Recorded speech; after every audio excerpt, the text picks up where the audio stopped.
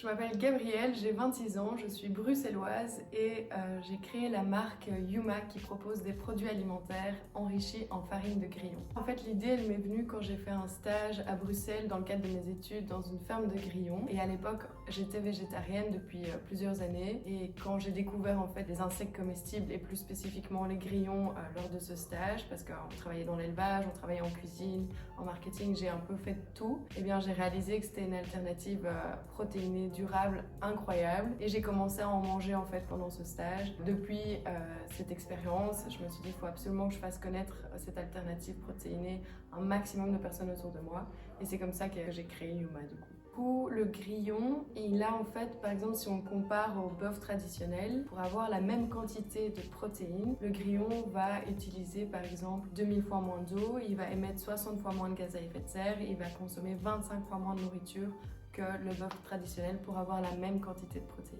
Nos grillons chez Yuma, on les prend en fait dans un élevage durable et circulaire qui se trouve aux Pays-Bas. Et donc c'est un élevage familial. En fait c'est un père et ses deux fils qui ont toujours été dans l'élevage de poulets qui ont décidé de se reconvertir dans l'élevage de grillons. Et ils ont refait toute leur ferme pour qu'elle soit la plus circulaire possible. Alors du coup, être végétarien et manger du grillon, non, parce que par définition, quelqu'un qui est végétarien, il va se limiter à une alimentation végétale et le grillon reste un animal, donc voilà.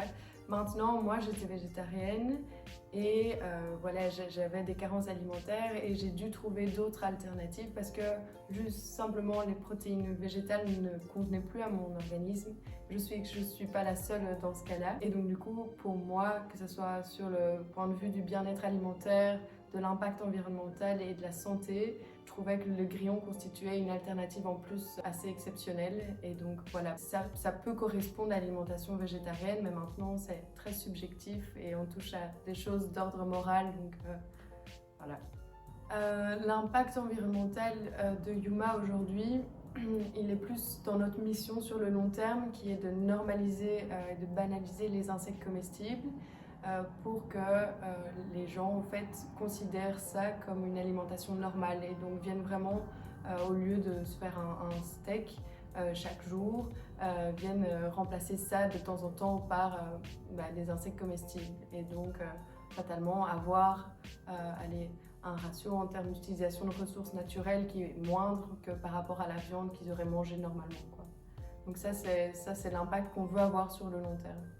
Yuma aujourd'hui, on a une gamme pour le moment qui est commercialisée de 3 produits dans plus de 200 magasins en Belgique et on a déjà 6 nouveaux produits qui vont bientôt sortir dans les prochains mois.